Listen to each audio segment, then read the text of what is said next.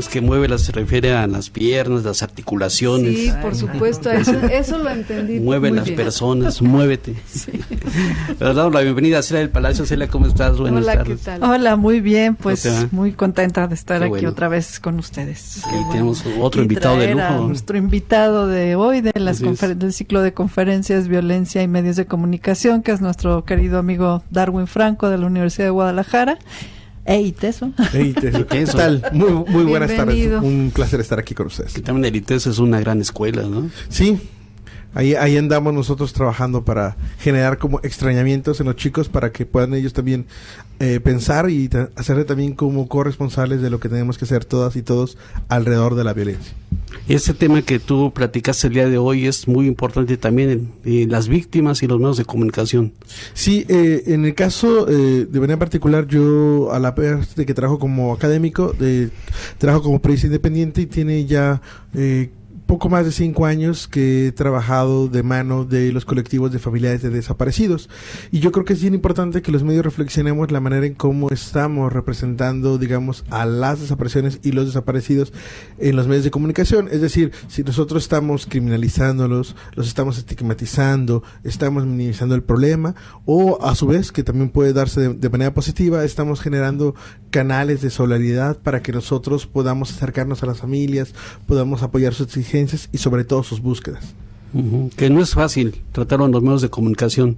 No, ni en otro lado. Es decir, hablar de la desaparición es primero reconocer que hay una circunstancia complicada en términos de seguridad y una impunidad rampante donde alguien más puede desaparecer a otra persona, ¿no? Porque esto sí hay que decirle de manera muy clara, la gente no desaparece sola, ¿no? A la gente la desaparecen y hay una situación de riesgo complicada que de entrada a todos nos da miedo hablar del tema, ¿no? No es un tema que sea fácil de hablarlo, pero yo creo que dadas las circunstancias en las cuales vivimos en este país, con más de 27,000 personas desaparecidas, es una obligación de los medios reflexionar cómo es que estos temas los tratamos y si el manejo informativo que hacemos está ayudando o no, digamos, a evidenciar el problema y a generar lazos, digamos, que nos permitan pues apoyar y generar círculos de confianza, de apoyo con estas familias que, pese a vivir, digamos, este terrible problema, sí están haciendo, digamos, ellos en las calles, en las demandas públicas, lo que quizás también nosotros tendríamos que hacer. Claro, que también tratando de pensar en la mentalidad del empresario de los medios de comunicación, lo que busca es vender su medio, ¿no? Y pongo aquí un caso paradigmático de hace años, el Alarma, ¿no? Que hacía sus secciones, obviamente todo su periódico era 100% amarillista, ¿no? Sí, y habían los hechos ahí. Y sigue siendo, bueno, hay versiones como el Metro, ¿no? O la prensa, por ejemplo, otros medios, o la mayoría de los periódicos, bueno, tanto aquí en Jalisco o como aquí en Veracruz, pues tienen una sección de sucesos, ¿no? O de nota roja, ¿no? Donde lo que existe es un tratamiento que invalida por de facto la propia dignidad e identidad de la persona, ¿no? Porque se sobrepone a el asunto de la sangre, del morbo, ¿no? Del mostrar un cuerpo que pertenece a una persona y que al mostrarlo de esa manera se le quita cualquier rasgo de dignidad, ¿no? Porque a veces yo hago la reflexión o le pregunto, digamos, a los alumnos ¿tú qué sentirías si esa fuese la última foto que se publica de tu familiar, ¿no? Como para que ellos puedan reflexionar las implicaciones que tiene mostrar eso, digamos, en un periódico o en una página de internet o compartirlo a través de las redes sociales. Por eso cuando uno piensa en la representación no solo tiene que pensar en el ámbito de si es correcto o no o en términos éticos, que es fundamental, sino también como qué tipo de sensaciones estamos generando. Es decir, si hablar de las desapariciones es complicado y lo que yo hago es generar una información que aleje aún más a la gente del problema, entonces no estamos generando tampoco estos lazos donde podemos sentirnos o podemos pensar que en realidad en ese desaparecido existe un yo posible y que por lo tanto yo tengo que reaccionar ante la problemática y no esperar a reaccionar cuando me sucede o le sucede a un familiar o a un amigo o a alguien cercano. Dijiste algo muy importante, la ética. Vemos ahorita un caso estos días del juez que mataron en la calle, ¿no? Sí. Ponen el video por todos lados y justo yo pienso lo que tú dijiste ahorita. ¿Y la familia qué va a pensar de eso, no? Cuando ves al sicario que llega y lo mata, y es un video que circula por todos lados. Sí, o en el caso de Jalisco también ocurrió hace también unos días, donde un grupo de personas decidió tomar justicia por su propia mano y le amputó las manos a los que ellos aseguran son ladrones, ¿no? Que eso le toca a la autoridad presentar las pruebas para verificar que en efecto esto sea cierto. Entonces, ¿qué sería lo que ganaríamos nosotros en mostrar, digamos, eso a la manera pública? Sobre todo porque la violencia no puede mostrarse en los medios solamente porque es violencia, sino más bien lo que uno tendría que hacer es contextualizar la violencia para que la gente entienda por qué es que sucede. Javier Darío Restrepo, que es un experto en ética periodística, dice que la obligación de un medio, de un periodista, no es solo informar, sino hacer entender. Entonces, cuando hablamos de estos temas vinculados a la violencia, nosotros tenemos que hacer entender por qué es que sucede una desaparición o por qué es que sucede una muerte. Y también esto implica como evidenciar si existe de verdad un componente informativo que abone a la publicación, por ejemplo, de este video como el que refieres, ¿no? O a las fotografías de lo que ocurrió en el caso en Guadalajara. Es decir, en realidad eso está aportando a algo, informativamente hablando o socialmente hablando, para que la gente pueda entender lo que ocurrió, o se convierte únicamente en un insumo informativo con el cual el periódico cree que a través del morbo que tenemos como sociedad puede vender más periódicos o tener más rating o más likes en las redes sociales. Por lo tanto, también necesitamos una capacitación en los medios de comunicación para tratar estos temas, igual como las cuestiones de género. Sí, ¿no? Digamos, uno como periodista tiene también que capacitarse para poder tener una perspectiva de derechos humanos, donde uno pueda reconocer que las personas tienen derecho, y entre esos derechos está el derecho a la dignidad y el derecho al respeto al ser y al estar, ¿no? Que esto implica a lo mejor tener lecciones básicas de cómo uno tendría que hacer una correcta entrevista a un familiar de un desaparecido sin que en el proceso de hacerlo uno lo pueda revictimizar, ¿no? O sin que uno tenga que o pueda o deje dejos de que criminalice a su familiar, o a lo mejor una cuestión tan básica como aprender que a un desaparecido o a la familia de un desaparecido siempre hay que hacer como esa consideración en tiempo presente y no en pasado, porque nosotros no sabemos cuál es la condición de la persona, ¿no?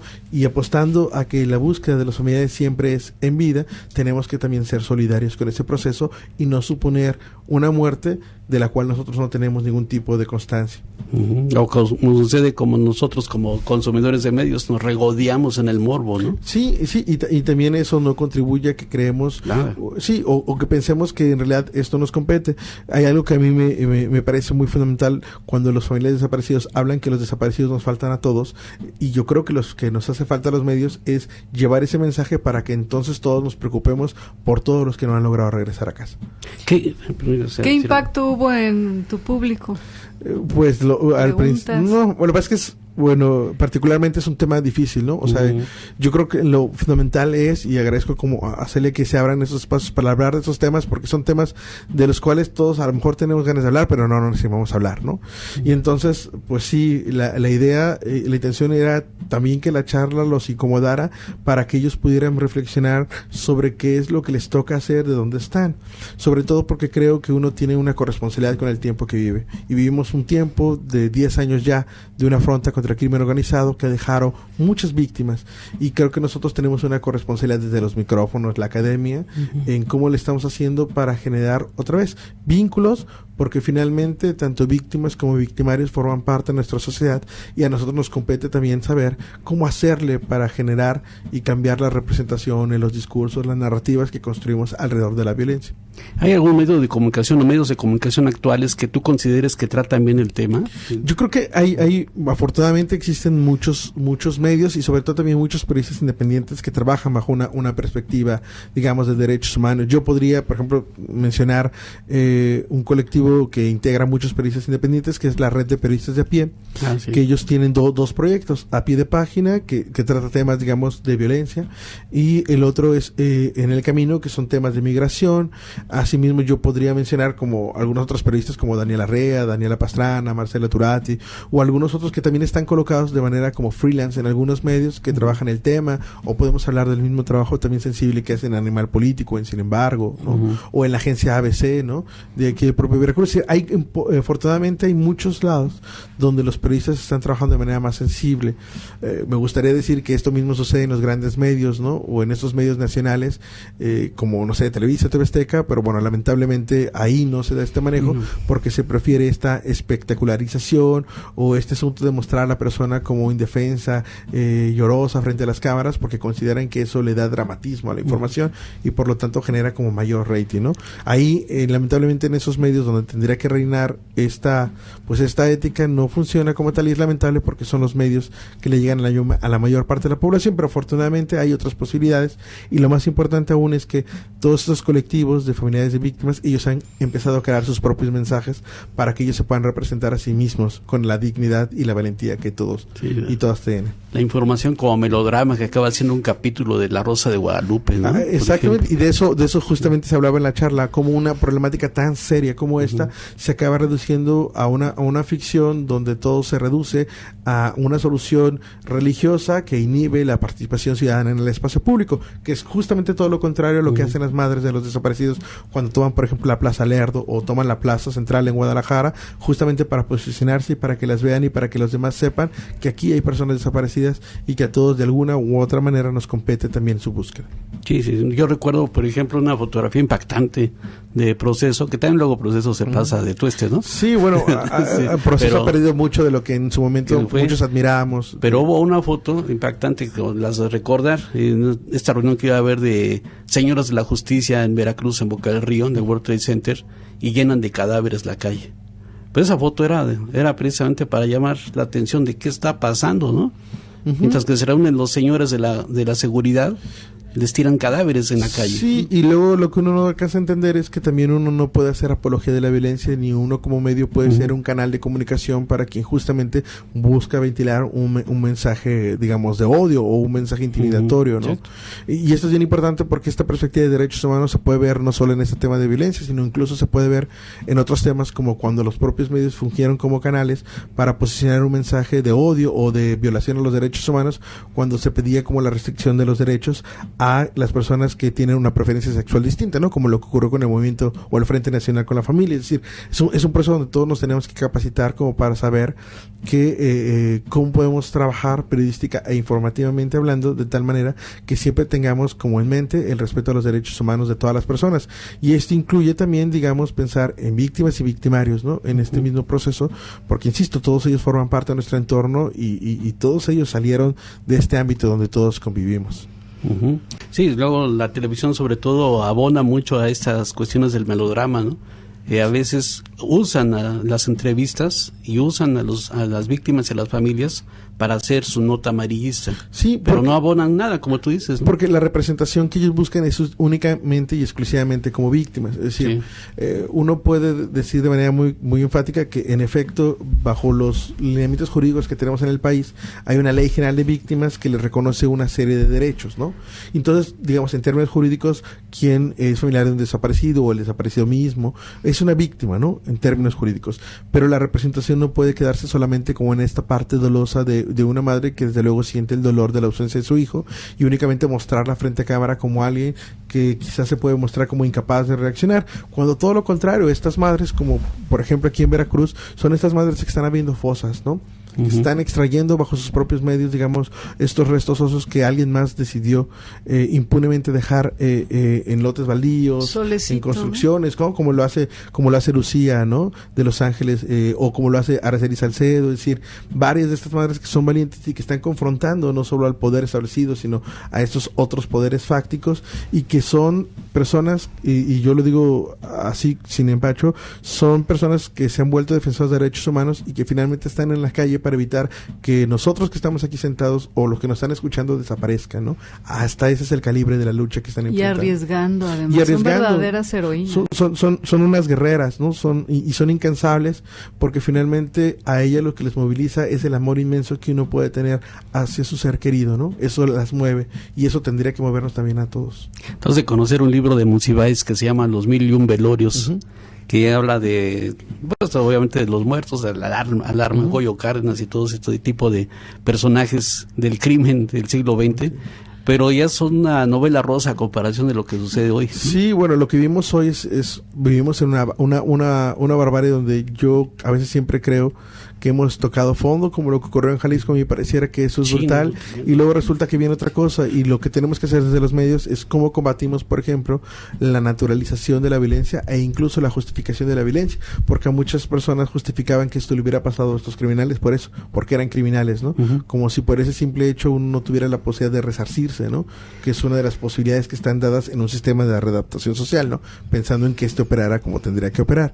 Pero yo creo que sí es responsabilidad de nosotros el tipo de narrativa que gestamos, porque si no lo hacemos de manera responsable nosotros, pues el guionista de La Rosa de Guadalupe o el propio crimen organizado a través de los videos que suben en internet, seguramente ellos van a querer contar la parte de su historia o la parte de la historia de esta etapa tan triste que nos ha tocado vivir en los últimos 10 años. Sí, hay dos temas muy importantes que planteas, uno es la ética y el otro es los derechos humanos.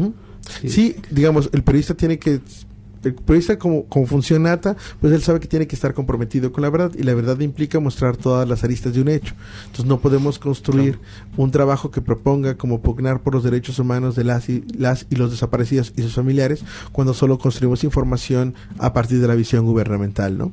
O cuando nosotros queremos construir información de los desaparecidos, pero nosotros mismos le estamos negando su derecho a la propia dignidad, y en las mismas notas los juzgamos como lo juzgaría la autoridad, que prefiere juzgarlos y criminalizarlos, porque de esa manera ellos se quitan toda responsabilidad que tienen sobre su búsqueda y sobre el esclarecimiento de los hechos. Y hay medios que han utilizado ya el discurso oficial, como ya lo dijiste, ¿no?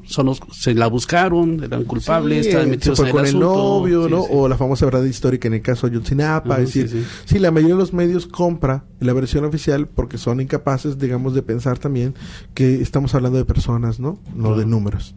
Exactamente, es un tema realmente muy importante en el manejo de medios de comunicación en la actualidad, ¿no? Sí, y hay que aprender a ser sensibles, ¿no? Y hay que aprender también que un trabajo como este, pues uno tiene que capacitar a los periodistas, porque tampoco no cualquiera lo puede ser, ¿no? Sí. Hay que tener un compromiso y hay que tener un temple, ¿no? Porque estas historias a uno le quiebran pues, el alma. ¿Cómo no? Sí, ¿Cómo ha cobrado importancia la figura del periodista, ¿verdad?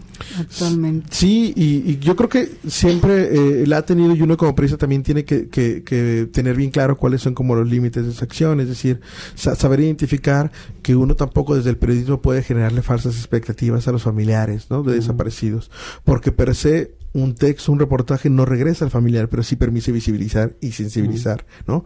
Y eso también tiene que ser como parte del compromiso ético que uno tiene que asumir, ¿no? No venderle falsas promesas a alguien, porque si no haríamos exactamente lo mismo que hace una fiscalía o el gobierno, aprovecharnos del dolor para generar una historia. Exactamente. Pues muchas gracias, Darwin. No, al contrario, por estar con nosotros, un placer estar de la aquí. Universidad de Guadalajara. Muy bien. Y del ITESO también. Y del ITESO. Y gracias a Celia del Palacio. Gracias. No te dejamos hablar, Celia. No, pues aquí tenía que hablar nuestro invitado. Muchas gracias, para mí es un placer estar aquí. Muy bien, y le mandamos saludos a Luis Cuevas, que seguro le encantó tu plática, ¿eh? Yo espero que sí. Ayer a través de un mensaje mencionaba sobre estos temas que trató la semana pasada Guadalupe Mar, por ejemplo, ¿no? Y nos decías que eso se vive en las redacciones de los periódicos completamente, ¿no? Sí, y es importante también sacarlos ahí, y yo creo que es importante también que los periodistas se den chance de sentir. Así es. Pues muy bien, Darwin, pues muchas gracias por estar con nosotros. Al contrario, muchísimas gracias a ustedes. Ya nos vamos, Liliana. Ya nos vamos.